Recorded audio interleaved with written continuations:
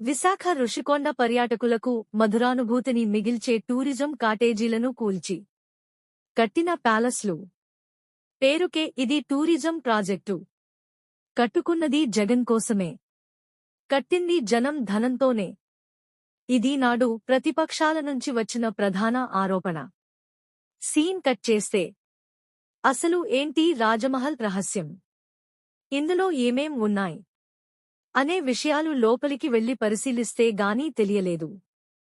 ఇన్నాళ్లుగా నెలకొన్న రుషికొండపై ఉత్కంఠకు ఇవాటితో తెరపడింది. మీ NGR news ఛానల్లో చూడండి. విశాఖపట్నంలో చూడటానికి నాకు ఒక బంగ్లా కట్టాలంటే ఎవరు కూడా మెసేజ్ చేయలేని విషయం.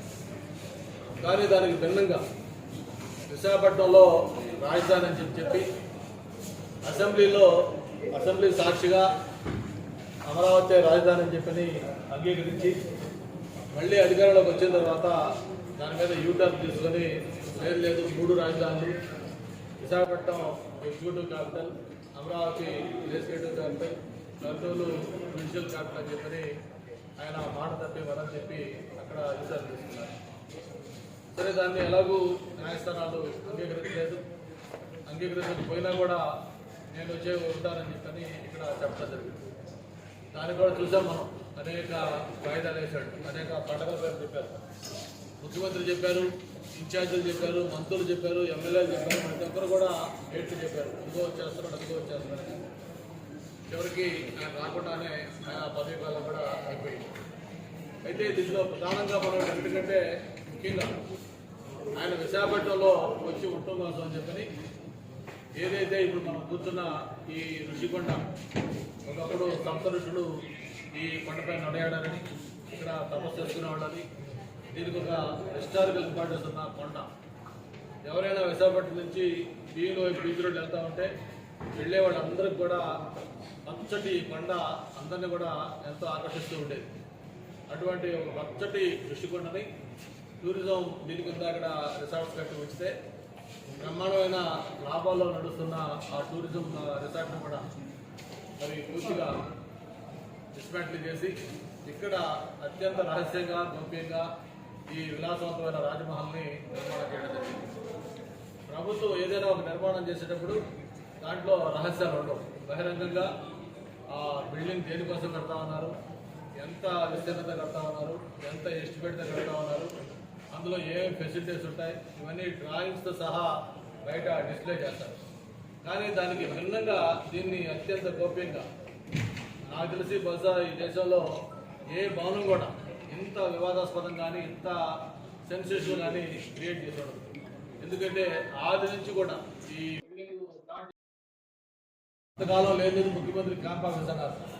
చివరికి వెబ్సైట్లో పెట్టి మళ్ళీ దాన్ని కూడా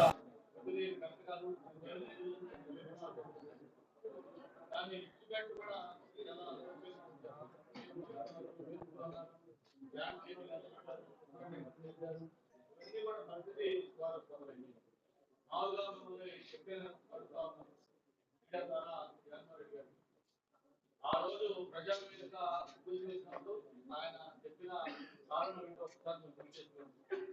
ఆ ప్రజావేదికకి అనుమతులు లేవు, అనుమతులు కూడా ఎంత విరుద్ధంగా ఇచ్చారు. అది ఏదైతే ఆ రివర్ దీనికి సంబంధించి ఆ వాటర్ లెవెల్కి సంబంధించి ఇవి కూడా కొన్ని అనుమతులు పొందలేదు. కాబట్టి దీన్ని పూర్తి చేస్తున్నామని చెప్పని ఈ ప్రపంచంలోనే మొట్టమొదటిసారిగా ప్రభుత్వ భవనాన్ని ప్రభుత్వమే కూల్చివేయడం ఒక జగన్మోహన్ గారి నాయకత్వంలో ప్రజావేదిక ద్వారా రుజువైంది. మరి ఆ రోజు దానికి అనుమతులు లేవు అని చెప్పిన దాన్ని అంత అమానుషంగా దాన్ని ఆ విధంగా కనీసం అది నట్ అండ్ బోర్డుతో ఉంటే దాన్ని ఎవరికైనా ఆలోచిస్తే అక్కడ వద్దనుకుంటే దాన్ని ఒక 1 అవర్లో మొత్తం కోర్టులు కూడా తీసేసి ట్రాక్ చేసి కొంచెం నడుకోవచ్చు.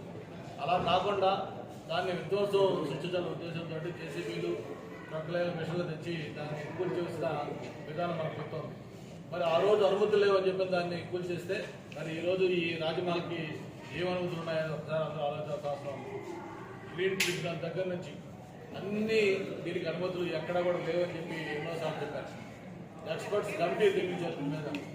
కోర్టులో నియమిస్తే వాళ్ళు కూడా దీంట్లో చాలా వైలేషన్స్ ఉన్నాయని చెప్పని వాళ్ళు కూడా నిపుణులు నివేదిక ఉంటుంది. అంతేకాకుండా న్యాయస్థానం కూడా తెరకి గుండి గుర్తించే విధంగా వాళ్ళు అఫిడవిట్లో న్యాయస్థానం కూడా తప్పుడు నివేదిక ఇచ్చారు. ఇది మేము ఇంత నిర్మాణం చేస్తా ఉన్నాం, ఇది టూరిజం తరఫున చేస్తున్నాం అని చెప్పి ఈరోజు కూడా దాని మీద ఏంటి అనేది కూడా చేయలేకపోయారు. అంటే చివరికి ఏ స్థాయికి దిగారంటే దీని ఇనాగరేషన్ కూడా అత్యంత రహస్యంగా గోప్యంగా టూరిజం మినిస్టర్ వచ్చి మూడో గంటకి చెప్పకుండా దీన్ని ఇనాగరేట్ చేశామని చెప్పి మామ అనిపించారు.